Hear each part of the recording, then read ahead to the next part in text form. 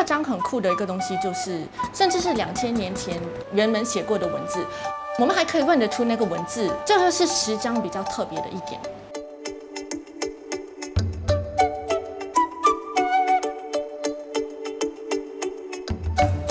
从我自己的审美出发，我喜欢我就觉得这是好的，我不喜欢我就觉得它是不好的，就非常随性的一个过程。工具的话就是刻刀最重要啦，我会用硬床固定那个石头，还有印泥。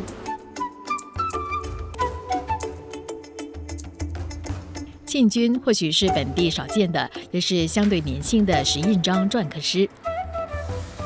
他在这一行耕耘超过10年了，第一次接触是念大学那会儿学书法的时候。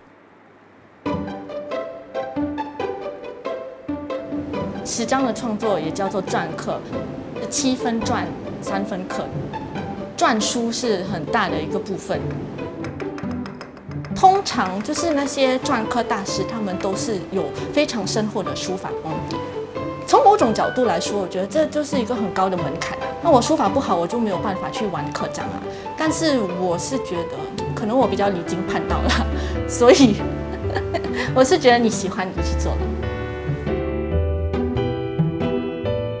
雕刻一枚石印章只需大约45分钟，时间不长，但要做好需要长久的磨练。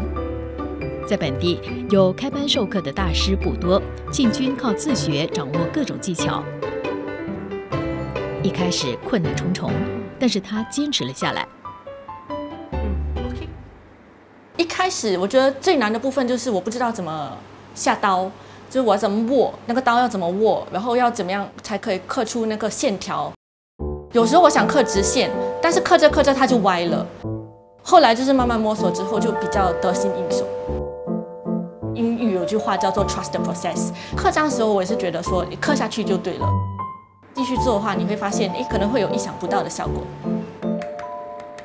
你如果一直注重这个成果的话，可能就会很压力。但是如果你只是在意它的过程，它就是个很疗愈的过程。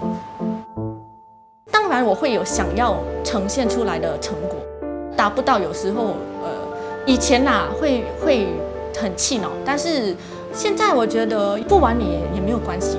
就好像屋子也不需要每天都很整齐啊，有时候乱一点才像是人住的嘛，对不对？这是一门传统手艺，但庆军跳出框框，寻找不同的灵感。他喜欢从生活中取材，把本地人熟悉的图腾、印记或代表符号带入作品当中。我觉得我作品里面的特色是，我会把这个10章跟我画的东西结合。因为我是新加坡人，所以我觉得我的10章作品里面有很多是保留新加坡的特色，比如说那些旧的铁闸，还有那个新加坡的庙宇，还有新加坡的店屋。庆军以前当过教师，为了陪伴上学的孩子，也为了投入更多心思做好这一门技术，他毅然辞职。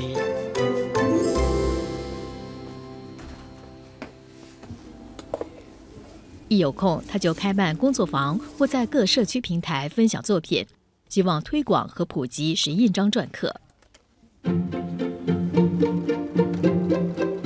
这个算是一个共享的图书馆，爱书的人都可以租一个格子。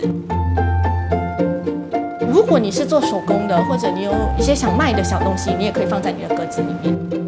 我放在那里的10章通常都是和阅读有关的，或者是跟书籍有关的。孩子放学后，他就把心思放在7岁女儿的身上。他庆幸能够追随自己的喜好，也能够兼顾好家庭孩子。我就会给他其他的手工的材料，让他自己做自己的东西。其实现在还帮我折盒子，就是童工。耶，真棒！可爱，是不是？当然，他也会对我手上的工作很有兴趣，所以他就会要求说，哦，他也要刻自己的10章。我觉得小孩子就是要尽量去发掘他们自己的兴趣，所以没有要求说，哦，他一定要跟我学。你画什么？这一门艺术在本地少见，或许未来也不会有太多人关注。这个也太难刻了吧！但是庆军认为，只要在创作的当下，他找到快乐，那一份投入就有意义。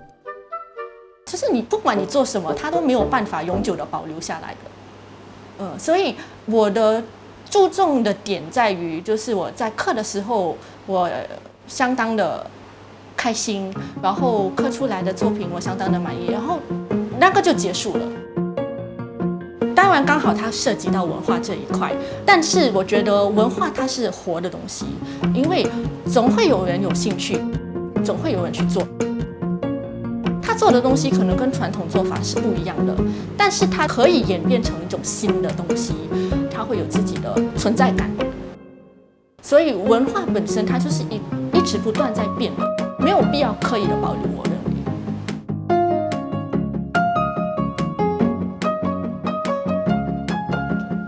我很喜欢木心的一句话，就是“凡心所向，素履可往”。